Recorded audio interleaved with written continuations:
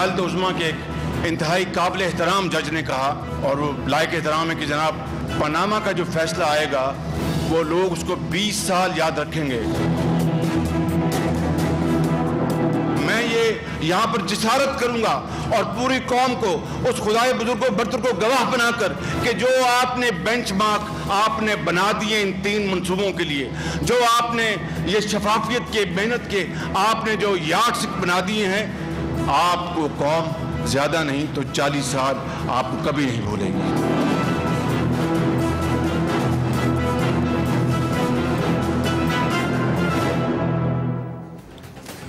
बिस्मिल्लाहिर्रहमानिर्रहीम, अस्सलाम वालेकुम नाज़रीन। कल पनामा का फैसला आ जाएगा 2 बजे, और उस फैसले से पहले अभी लाहौर और उसकी सराउंडिंग में यहाँ पे बैनरबाजी भी हो रही है, पोस्टर्स लग रहे हैं, कायद तेरा एक इशारा, हाजिर हाजिर लहू हमारा।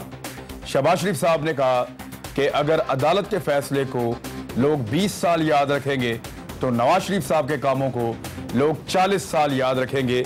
ये मवाजना उनको क्यों करना पड़ा, इसकी जरूरत क्यों पेश आ रही है, और इस केस को जमहूरियत के खिलाफ एक साजिश के तौर पे पीएमएलएन क्यों ले रही है। हालांकि पीएमएलएन ने कहा था कि हम हर हालत में फैसले को तस्लीम करेंगे और इसके सामने सर तस्लीम खम करेंगे, लेकिन फिर हमने देखा कि पीएमएलएन के स्टेटमेंट जो हैं वो मुख्तलिफ किस्म के आना शुरू हो गए और हालात बदलना शुरू हो गए, और फैसला आते आते अब जब अचानक डेट अनाउंस हुई है तो पीएमएलएन कोई भी क्लियर स्टेटमेंट नहीं दे रही। हम चाहेंगे कि आज के प्रोग्राम में हमें वो क्लियर स्टेटमेंट मिल जाए। मेरे साथ डॉक्टर मुसद्दिक मौजूद हैं, स्पोक्स पर्सन पीएम हाउस के, सरदार नबील गबूल साहब पाकिस्तान पीपल्स पार्टी से, शहरयार खान अफरीदी साहब पाकिस्तान तहरीक इंसाफ से, और दीगर कुछ लोगों से हम टेलीफोन पे भी रब्ता करेंगे आज के प्रोग्राम में, ताकि मामला जो है वो ज़्यादा क्लियर हो जाए। कायद तेरा एक इशारा, हाजिर हाजिर लहू हमारा। शहरयार अफरीदी साहब, इससे क्या मतलब ले रहे हैं आप? बिस्मिल्लाहिर्रहमानिर्रहीम। सबसे पहले आपका शुक्रिया। नस्र मिनल्लाह व फतहुन करीब। हक और सच का खौफ इतना है कि याद रखिए, जब किसी ने कुछ गलत काम किया हो तो उसका तौर तरीका, उसकी बॉडी लैंग्वेज बता देती है कि वो किस पोजीशन में और कैसे ओवरऑल उसकी अप्रोच क्या है।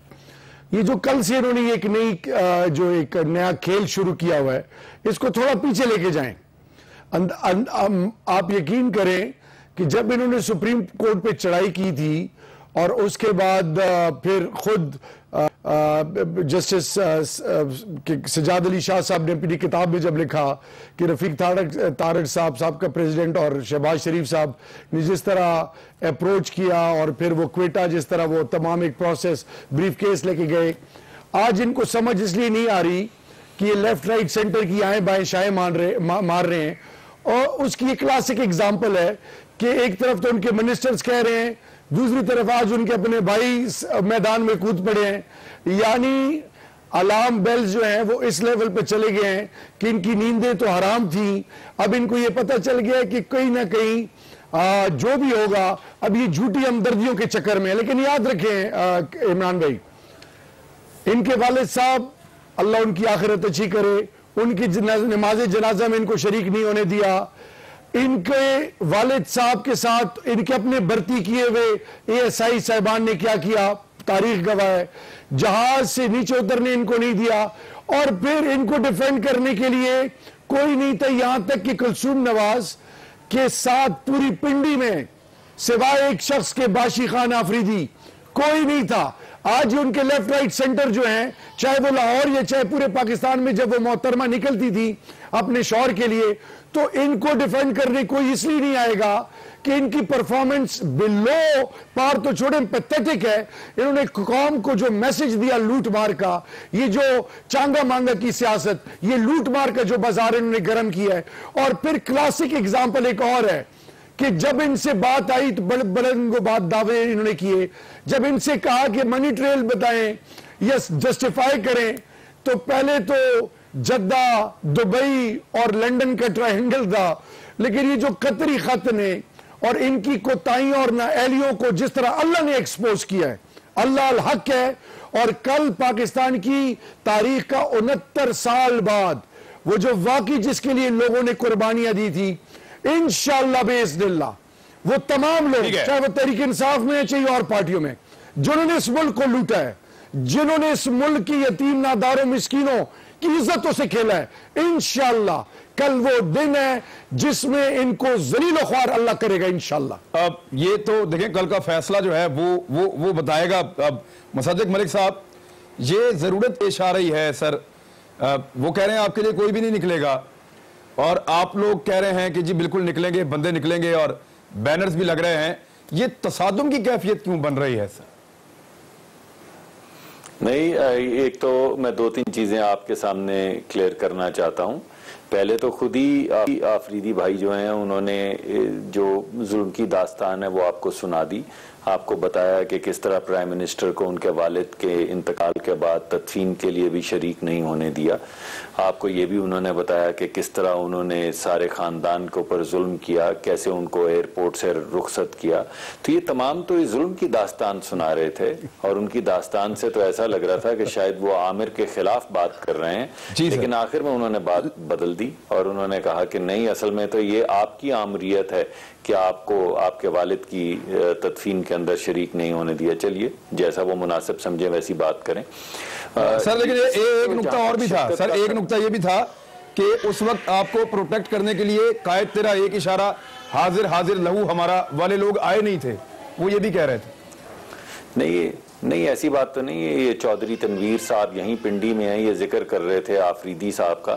आफरीदी साहब के अलावा चौधरी तनवीर साहब ने मेरे ख्याल में 4 साल जेल काटी, इस वजह से कि वो मुसलसल जलसे कर रहे थे। इस वक्त वो सेनेट के मेंबर हैं, और इस तरह के बेशुमार लोग हैं जो कई साल जेलों में रहे, इस वजह से कि वो उस वक्त बेगम कुलसूम नवाज के साथ हक की आवाज। तो सर तसादुम की कैफियत क्यों है?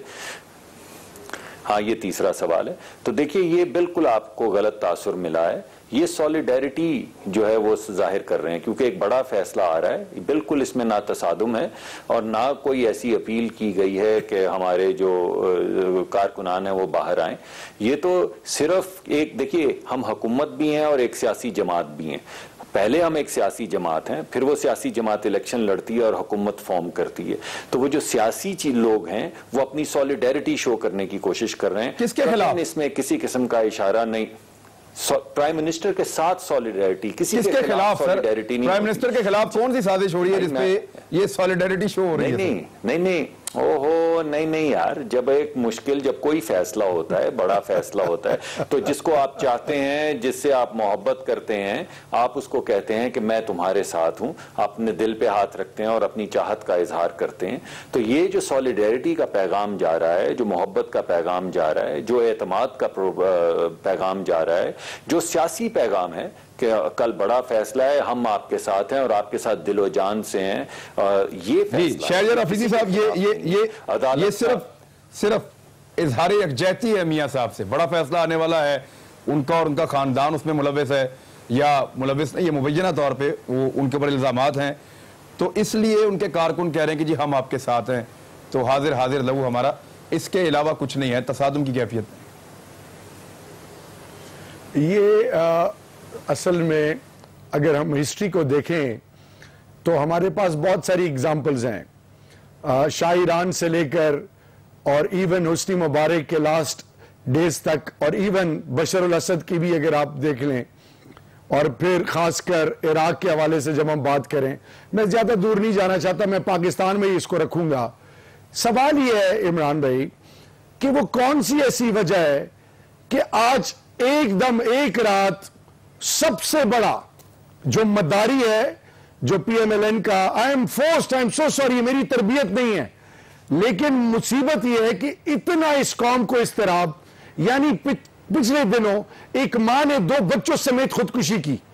यानी अल्लाह हमें माफ करे कि हम एज ए रियासत अवाम के जान माल के तहफ़्फ़ुज़ में इतनी बुरी तरह नाकाम हो गए हैं कि मजबूरन ऐसे अल्फाज ज़बान पे आते हैं।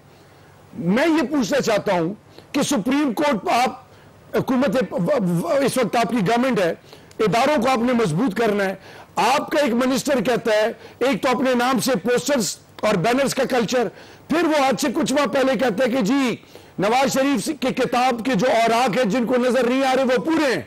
वो किसको मैसेज देना चाह रहे हैं? शायद क्यों डाला जा रहा है? मुबारक से तो नवाज शरीफ साहब को आप कंपैरिजन नहीं कर सकते ना सर, वो तो इलेक्टेड नहीं थे ना सर, ये तो elected prime minister of Pakistan. Imran let be complete ji, Imran let be complete.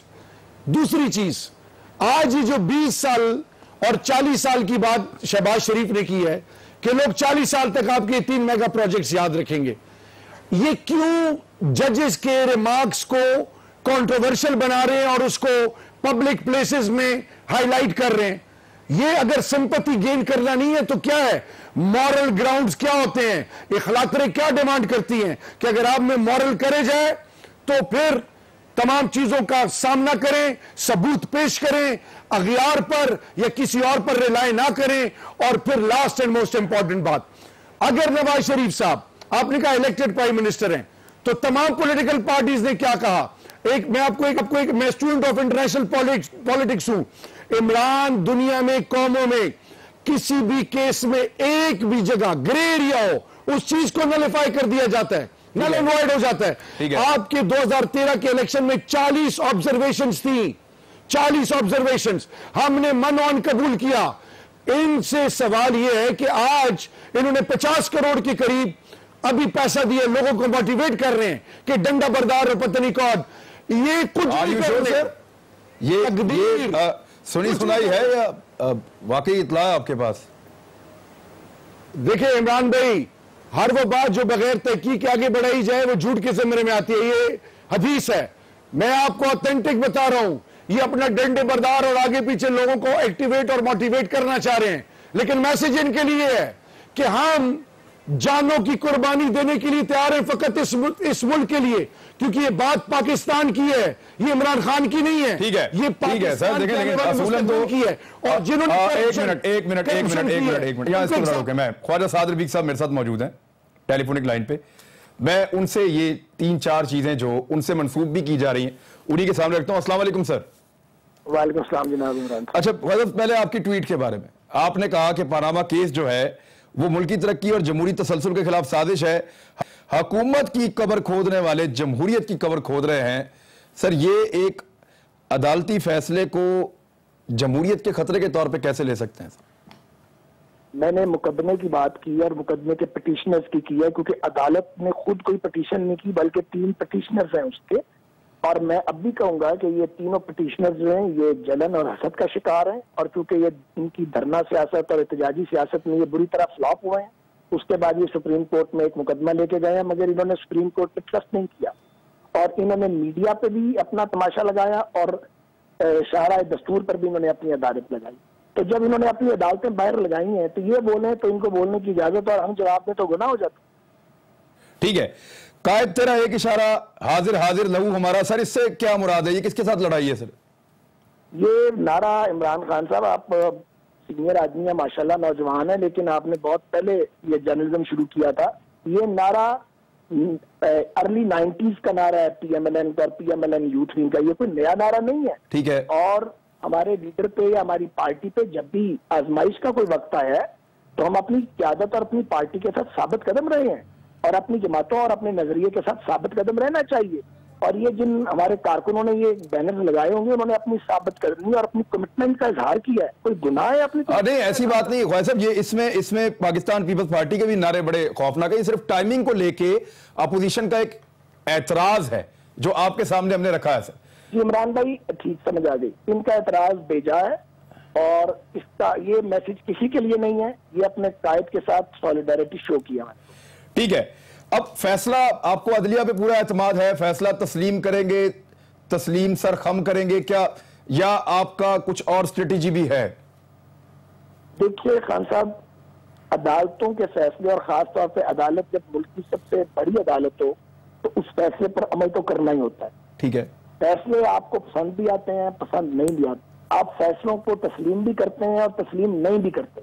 मिसाल के तौर पे जो मेरे अगेंस्ट फैसला दिया था इलेक्शन ट्रिब्यूनल ने वो इंसाफ से मुतसादम था, मैंने उसी वक्त उस पर रिएक्ट किया था, लेकिन उसको माना और मैं सुप्रीम कोर्ट के अंदर गया।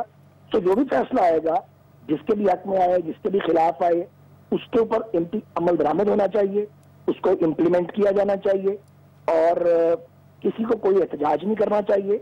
हाँ, अपनी राय का इजहार जरूर करने का हक है और वो पाकिस्तान का आइन जो हदूद जिनका वो तयन करता है उसमें सबों को अपनी राय देने का हक है, सब अपनी अपनी राय देंगे। दो स्टेटमेंट जो है, एक राणा सनाउल्लाह साहब का और एक आपका। राणा सनाउल्लाह साहब ने कहा कि मकबूल की आदत के खिलाफ फैसला अवाम कबूल नहीं करते। आपका एक स्टेटमेंट था हम लोहे के चने ऐसे चबाए नहीं जाते। सर इनको देखें तो क्या आपको लगता है पब्लिक में रिएक्शन आ सकता है अगर अगर मगर पे मियां साहब के खिलाफ अगर फैसला आता है? मैं इमरान जो स्टेटमेंट देता हूँ सोच समझ के देता हूँ। बिल्कुल मैं आज फिर कह रहा हूँ, अल्हम्दुलिल्लाह लोहे के चने और हमारे मुखालफिन हमें चबा नहीं सकते। इससे पहले भी हमें चबाने की कई तरीकों से कोशिश की गई है। दूसरी बात, जहां तक सियासी क़यादत की फेट का ताल्लुक है, तो ये मैं नहीं कह रही, ये हिस्ट्री है। सियासी क़यादत की फेट का फैसला आवाम की अदालत में होता है। ये कोई पहली बार होने जा रहा है, ये बारहा हुआ है। अल्लाह ताला खैर करेगा। हमें तवक्को है, उम्मीद रखते हैं कि हमारे साथ इंसाफ किया जाएगा। बहरहाल जो भी सूरत हो, आखिरी फैसला तो फिर अल्लाह की अदालत में है और नीचे आवाम की अदालत है। आप देखें कल चकवाल में इलेक्शन हुआ है, एक तूफान इन्होंने उठाया हुआ है बदतमीजी का और गालियां देने का PMLN के खिलाफ। चकवाल में हमारे MPA के जो उम्मीदवार जीते उनके वोट PTI और PTP पहले से दुगने से भी ज्यादा है, इलेक्शन से डबल हो गए हैं, दुगने से भी ज्यादा है। अच्छा वैसे मुझे ये बताएं कि आपने लालक जान चौक में जिन दोस्तों को बुलाया है वो क्या सामान साथ लेकर आए? खुशियां मनाने वाला, शोक मनाने वाला? सर कोई इंस्ट्रक्शन दिए आपने? पहली बात यह है कि मैंने तो भैया किसी को लालक जान चौक में बुलाया नहीं है। मैं इस्लामाबाद हूँ और कल भी आऊंगा इंशाल्लाह ताला। लेकिन अगर हमारे किसी कारकुन ने कहीं अपने लीडर को सॉलिडारिटी शो करने के लिए कोई निकलता है और नवाज शरीफ जिंदाबाद कहता है और किसी के खिलाफ कोई बात नहीं करता, तो ये हमारा फंडामेंटल राइट है, वो पाकिस्तान के किसी भी हिस्से में हो, इस पर तो किसी को इतराज नहीं। यानी आप ये कह रहे हैं कि अगर लोग निकले और नवाज शरीफ जिंदाबाद कहें तो इट्स ओके, लेकिन अगर वो किसी और के खिलाफ बात करेंगे तो फिर उस पर आप रोकेंगे? फिर आप रोकेंगे?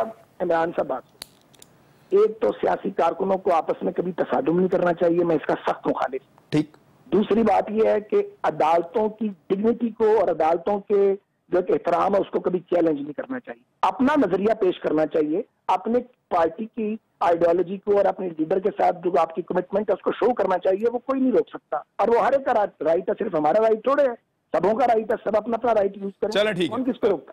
ठीक है, बहुत शुक्रिया ख्वालिद साहब, हमारे साथ बात करते हैं। ब्रेक लेते हैं, ब्रेक से वापस आते हैं, इन्हीं बातों से आगे बढ़ते हैं। उन्होंने कहा जी बैनर जो लगे हैं वो तो सिर्फ हम इजहार यकजहती कर रहे हैं मियां साहब से, और अगर कल फैसले के बाद लोग निकलते भी हैं तो अगर वो मियां नवाज शरीफ साहब के हक में नारे लगाएं तो ठीक है, लेकिन अगर किसी इदारे, किसी दूसरी जमात या किसी और फर्द के ऊपर हमला करते हैं तो वो गलत है।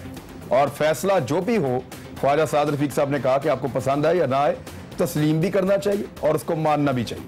ब्रेक के बाद वापस आ रहे हैं। फैसला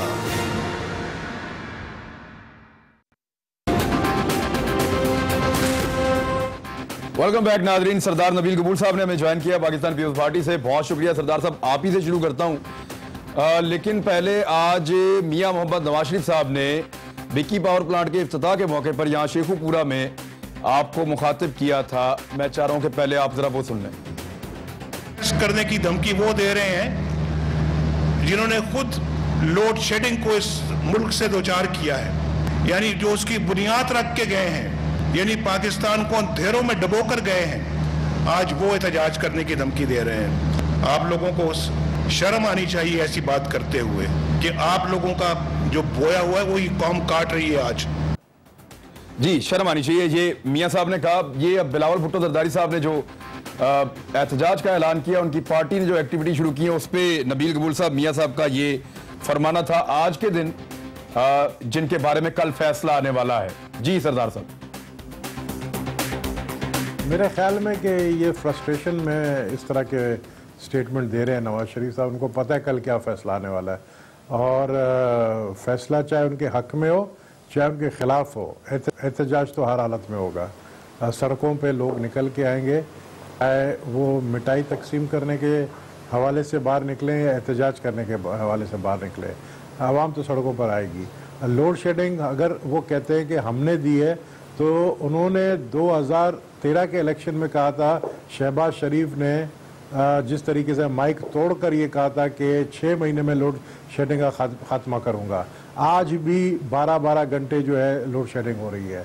तो इस तरह झूठे दावे करने और आवाम को बेवकूफ़ बनाने, सिंध में आना और 100 मिलियंस के ऐलान करना, तो मैं समझता हूँ कि बोखलाहट का शिकार है। उनको पता है कि कल का क्या एक डिसीजन आने वाला है, सारी कौम को पता है। तो मैं समझता हूँ कि अब नवाज शरीफ साहब क्या आने वाला है आपको। नबील कबूल साहब, आप पिक्चर क्लियर करें ना, आपको क्या लगता है क्या फैसला आने वाला है? देखिए, मैं पिछले 1 साल से जब से पनामा आया, मैं अप्रैल से इस पे मैं काफ़ी मैंने फॉलो भी किया इस केस को, और मेरे टॉक शोज़ अगर आप देखें तो उसमें मैं पहले से कह चुका था कि नवाज शरीफ बहुत आसानी से मनी टेल को भी छोड़ दें, दूसरी बातों को भी छोड़ दें, सिर्फ और सिर्फ सादिक और अमीन आर्टिकल 62 और 63 तहत जो है वो डिस्क्वालीफाई हो गए। और मैं समझता हूँ कि अगर इस दफ़ा क्लीन चिट देने की कोशिश की गई लाहौर के वज़ीर आज़म को, और पास्ट हिस्ट्री बताती है कि सिंध के वज़ीर आज़म को और लाड़काना के वज़ीर आज़म को फांसी पे भी लटकाया गया, उसको कत्ल भी किया गया, और कराची के भी एक साबिक वज़ीर आज़म को पिंडी में कत्ल किया गया। तो मैं समझता हूँ तो फिर पाकिस्तान के अंदर रहने वाले लोगों का जो एक एतमाद है अदलिया के ऊपर, वो ख़त्म हो जाएगा। फिर मैं समझता हूँ कि एक एनार्की की सूरत पैदा होगी, जंगल का कानून हो जाएगा पाकिस्तान के अंदर। आपने देखा है ऑलरेडी जो मर्दान में हुआ एक जंगल का कानून है। इस तरीके के हालात को कभी भी मैं नहीं समझता हूँ कि एक शख्स को बचाने के लिए हमारी अदालतें जो है वो सिर्फ एक शख्स को बचाने के लिए पाकिस्तान को दांव पर लगाएंगे। मुसद्दिक मलिक साहब, आप इससे एग्री करते हैं या ये भी एक साजिश है कि सबको ये लगता है कि अगर फैसला मियां साहब के खिलाफ आए, या ऐसी परसेप्शन बनाई जा रही है, तो ही फैसला ठीक होगा, और अगर खिलाफ ना आए, वो मैं फिर आप पे छोड़ता हूं सर। देखिए, हमने तो बिल्कुल ऐसी बात नहीं की। अभी आपने 2 मुख्तलिफ लोगों से पूछा है, आपने पोस्टर्स के हवाले से पूछा, मैंने आपको सेपरेटली कहा ये सॉलिडेरिटी की आवाज़ है, मोहब्बत की आवाज़ है। ख्वाजा साद रफ़ीक ने आपको सेपरेटली कहा कि ये सॉलिडेरिटी की आवाज़ है, मोहब्बत की आवाज़ है। मगर बाकी हमारे जो दोस्त हैं उन्होंने कहा कि नहीं, ये सॉलिडेरिटी की आवाज़ नहीं है, ये हक नहीं है। चलिए, हमने आपको कहा कि जो भी फैसला होगा तस्लीम किया जाएगा, ये नहीं कहा कि हमारे हक में आएगा तो तस्लीम करेंगे। पहले से कह रहे हैं तस्लीम करेंगे जो भी अदालत का फैसला आएगा। अभी दोनों भाइयों ने कहा कि नहीं, अगर फैसला इनके हक में आएगा, तो ये वही बात जो शेख रशीद साहब ने की थी कि अगर हमारी मर्जी का फैसला ना आया तो कानून का जनाजा है, वरना नून का जनाजा है। तो ये अब आप खुद देख लीजिए, अवाम आपके सामने है। हम ये कह रहे हैं कि हम फैसला मानेंगे, वो ये कह रहे हैं कि दोनों सूरतों में हम बाहर आएंगे। यानी अगर हमारी मर्जी का फैसला आया तो हम मिठाई खाने के लिए बाहर आएंगे, अगर हमारी मर्जी का फैसला नहीं आया तो हम सड़कों पर एहतजाज करने आएंगे। हम ये बिल्कुल नहीं कह रहे, हम कह रहे हैं हम सॉलिडेरिटी में हैं और इंशाल्लाह इंसाफ होगा कल, और जो भी फैसला होगा हमें मंजूर है। तो ये तो बड़ी 2 मुख्तलिफ बातें। यानी एक तरफ अब आप कह रहे हैं कि हम अदालतों के ऊपर बोझ डाल रहे हैं या उनको इन्फ्लुएंस करने की कोशिश कर रहे हैं। चलिए, अगर आप ये समझते हैं कि इस गुफ्तगू के बाद हम बोझ डाल रहे हैं तो ऐसा ही होगा, वरना हमारी गुफ्तगू तो बड़ी साफ है। आप 2 मुख्तलिफ लोगों से बात कर चुके हैं इंडिपेंडेंटली, उनको आपने कहीं और फोन पे लिया, मुझे आपने कहीं और फोन पे लिया, और हम एक ही बात कर रहे हैं। तो भाई बात यह है कि ये कानून है इस मुल्क के अंदर, उस कानून के तहत जो है हम चल रहे हैं। 3 नस्लें जो हैं वो वजीर आजम ने पेश कर दी हैं, उनका एहतसाब हुआ है, वो तमाम कवानीन, वो तमाम शहादतें, वो तमाम कागजात जमा करवाएं, हमने भी करवाएं, दीगर पार्टीज ने भी करवाएं। अब अदालत के ऊपर अगर आपने फैसला छोड़ दिया है तो अदालत को फैसला करना है। लेट द कोर्ट डिसाइड, लेकिन पहले आप बिल्कुल कोर्ट को डिसाइड कर देते हैं। लेकिन शहरयार अफरीदी साहब, अब जहां लोहे के चने का स्टेटमेंट, जहां ये स्टेटमेंट है कि अवाम मकबूल की आदत के खिलाफ फैसले तस्लीम नहीं करते, वहीं सर दूसरी तरफ वो स्टेटमेंट का जिक्र अभी मुसद्दिक मलिक साहब कर रहे हैं कि अवाम की उमंगों का तर्जुमान फैसला आना चाहिए।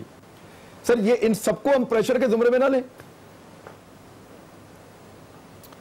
इमरान, देखें, पॉलिटिकल विजडम जो है और कॉमन सेंस क्या डिमांड करती है कि आपके रियासती इदारों के हवाले से जब बात आए, ये यूनिवर्सल फिनोमेना है कि आप इस तरह की स्टेटमेंट्स तो दूर की बात, क्या बारहा जजेस ने रिमार्क्स में ये नहीं कहा कि जी ऐसे कमेंट्स ना दिए जाएं? तो वो कौन सी वैसी वजह है कि आज ख्वाजा साद रफीक साहब और उनके बाकी जितने भी मिनिस्टर्स हैं वो तो पनामा और प्राइम मिनिस्टर, उन्होंने कहा ना कि पहले पार्टी है फिर उसके बाद इक्तिदार, और ये 1990 की सोच है कि हमने अपने जब भी मुश्किल आई तो हमने अपने प्राइम मिनिस्टर, अपने पार्टी को और अपने लीडर को डिफेंड किया। सवाल ये है कि उससे पहले धरती माँ है। हिंदुस्तान के हवाले से क्या कभी मोदी के हवाले से, उनकी एट्रोसिटीज के हवाले से क्या कभी 4-4, 5-5 वफाकी वजीर पीआईडी में बैठे? क्या उन्होंने दोनों हाथ लिए हिंदुस्तान को? क्या इन्होंने कोई एक्टिव और प्रोग्रेसिव और एक ऐसी अप्रोच अपनाई जिससे ये साबित होता कि पाकिस्तान किसी भी लेवल पर अपनी क्रेडिबिलिटी, अपने इमेज और पाकिस्तान के किसी भी लेवल पर ग्लोबली और नेशनल सिक्योरिटी पे कॉम्प्रोमाइज नहीं करेगा? क्या कल गुलशन यादव के हवाले से इन साहिबान ने इतनी प्रोएक्टिव अप्रोच कभी अपनाई? सवाल यह है कि मुल्क से बालातर कोई चीज नहीं है, कानून से बालातर कोई चीज नहीं है।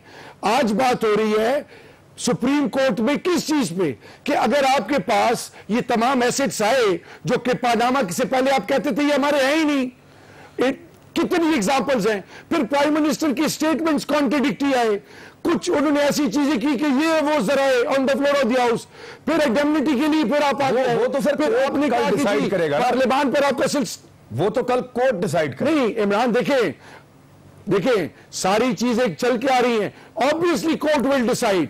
तो इनको 105 और 106 बुखार क्यों हुए? इनके हाथ और पांव क्यों इस वक्त लरस रहे हैं? क्यों प्राइम मिनिस्टर आज कह रहे हैं कि जी इनको शर्म आनी चाहिए? ये तो वक्त बताएगा कि शर्म किसको आनी चाहिए। लेकिन सवाल इमरान एक और है। आज कौमी असेंबली के अंदर मैंने ख्वाजा आसिफ से पूछा, उन्होंने कहा कि जी 5900 समथिंग मेगावाट बिजली मार्च 2017 में आ जाएगी।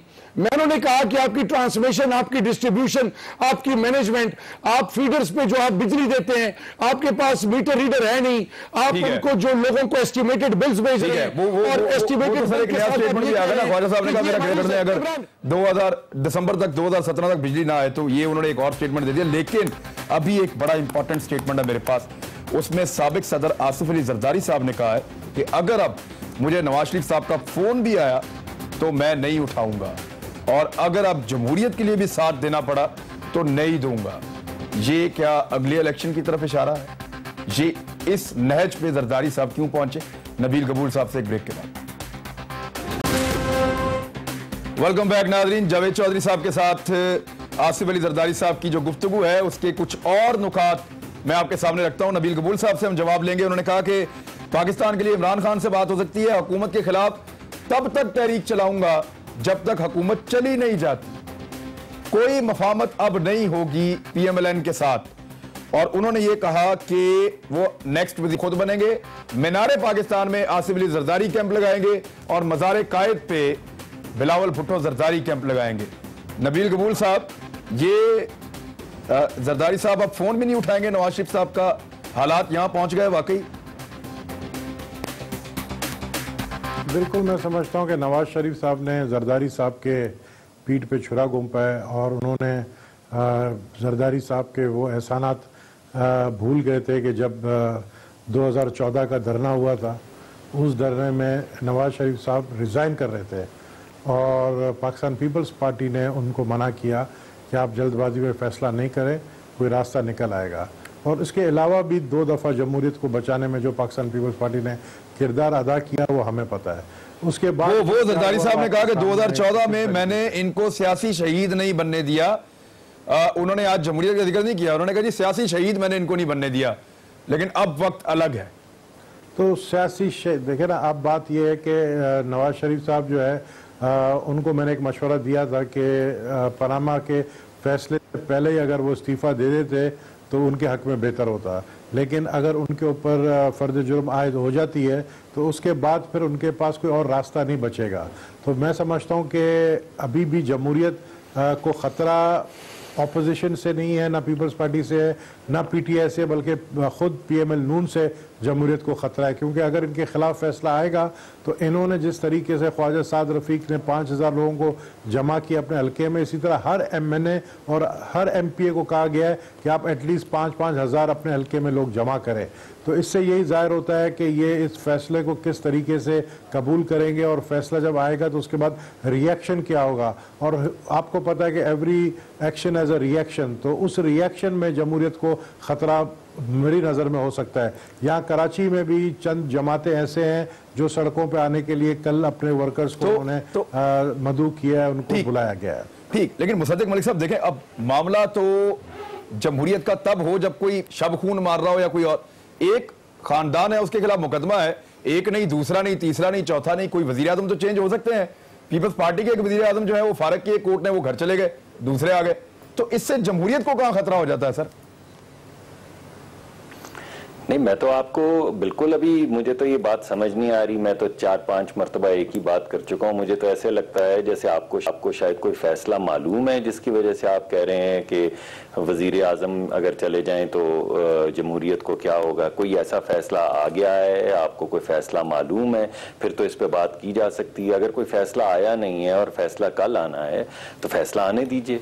हमें ये यकीन है, हम भी अदालत में जाते रहे हैं। वो जिस तरह की खबरें आपके बारे में आ रही है ना सर, उससे ये तो हमें नहीं पता फैसला क्या आएगा, लेकिन आप क्या फैसला कर बैठे हैं उसकी असेसमेंट लोग लगा रहे हैं, सिर्फ ये आपके सामने इसलिए रखते हैं। नहीं, वो देखिए ना, दो चीजें हैं इमरान खान साहब। एक तो ये है कि लोग हमें देख के, हमारी अशकाल देख के कह रहे हैं कि हमारा ये ख्याल है, और हम आपको बता रहे हैं कि ऐसा नहीं है। जब हम कहते हैं कि ऐसा नहीं है तो आप कहते हैं नहीं, हम आपकी बात नहीं मानेंगे।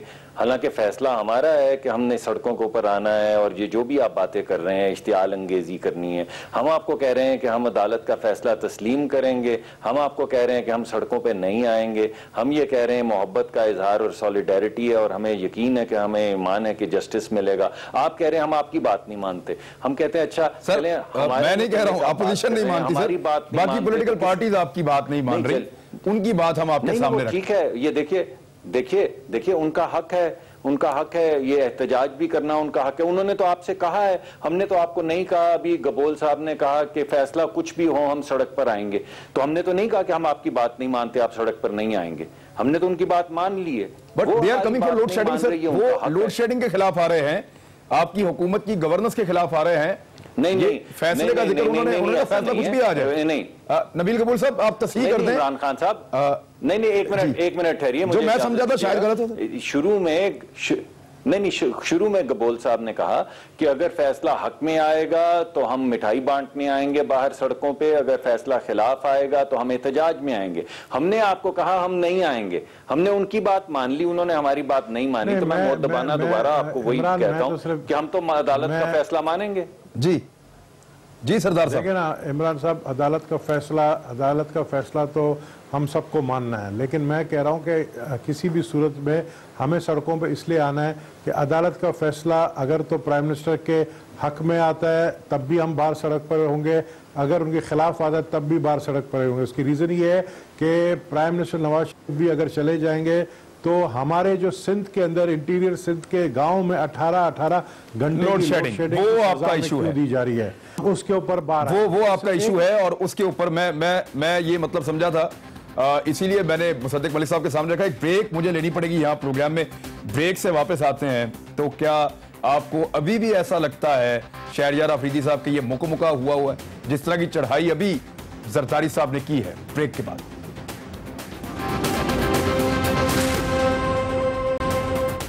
वेलकम बैक नाज़रीन। शहरयार अफरीदी साहब, हालात बदल गए हैं, जरदारी साहब बदल गए हैं, या वाकई कभी मुकमुका था ही नहीं? क्योंकि आपने सारी सियासत इन दोनों जमातों की मुकमुका के ऊपर खासी सियासत की है। अब जरदारी साहब की जो ताज़ा चढ़ाई है वो मैं आपको सुना चुका हूं कि किस लेवल तक वो चले गए हैं।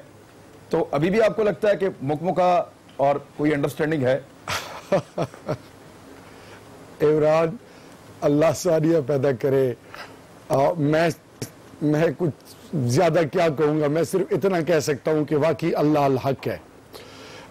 अब आप सोचिए कि सेल्फ एग्जाइल से जरदारी साहब आते हैं, अयान अली, डॉक्टर आसिम, शर्जील मेमन, हामिद काजमी साहब, ये लिस्ट बहुत बड़ी है, डीजी हज। और मेरे ख्याल में जो भी होगा, कल के फैसले के बाद एक चीज क्लियर है कि जिसने भी इस मुल्क को लूटा है और जिसने भी इस मुल्क के नादार और यतीम लोगों का माल खाया है और जिन लोगों ने पाकिस्तान को इस नहज में पहुंचा दिया कि इदारे फेल और मजबूरन आपको या आर्मी की तरफ देखना पड़ता है और या फिर खुदा ना खास्ता आप इस तरह की उस कैफियत में कि आपका अपने ऊपर से एतमाद, जो कि मुआशरे में, I am so sorry, ground reality को देखें, किसान मजदूर people at the lowest step, उनकी कोई हालत इज़ार नहीं, ये तमाम लोग रिस्पॉन्सिबल हैं। मेरे ख्याल में अगर सियासी कॉम्प्रोमाइजेस के बजाय कौन जीते, किसका फोन उठाए, किसका ना उठाए, पाकिस्तान का सोचा जाए, पाकिस्तान शुड कम्स फर्स्ट। अगर ये बात हो कि किसी से बैठना है, किसी से नहीं बैठना, खुदा के लिए डिसेप्शन बहुत हो चुकी है। मेरे ख्याल में People's Party will have to pay a very heavy price. उन्होंने भी कौम के साथ ज्यादती की और मैं एक स्टेप और आगे जाऊंगा। इमरान खान साहब भी कह रहे थे कि इनके बाद जरदारी साहब की बारी है। एक मिनट, एब्सोल्युटली, अगर तहरीक इंसाफ ने भी गलत किया है, they also need to pay a price for that. कौम अफोर्ड नहीं कर सकती है टोपी ड्रामा, बात हो गई इस कौम के साथ। जी सरदार साहब, जी सरदार साहब क्विकली। अफरीदी साहब को इतना कहूंगा कि कल जो फैसला आने वाला है सादिक और अमीन का, उसके बाद से ये मौजूदा पार्लियामेंट के 90% जो पार्लियामेंटेरियंस हैं वो 10 साल के लिए डिस्क्वालीफाई हो जाएंगे। ये आर यू श्योर? जी 100%। चलें, लेट्स सी, अल्लाह करे 99%। मुझे इजाजत दें अगर आपके पास वक्त है। मुसद्दिक मलिक साहब, एक दोस्त था आसिफ अली जरदारी मियां साहब जी, वो भी खो दिए सर। आज आपने इतना दुख दिया सर उनको। जी देखिए, ये उनको हक है, ये उनको हक है, जमहूरी हक है। देखिए हमने जो हम खिदमत कर सकते थे हमने की है। हमने पोर्ट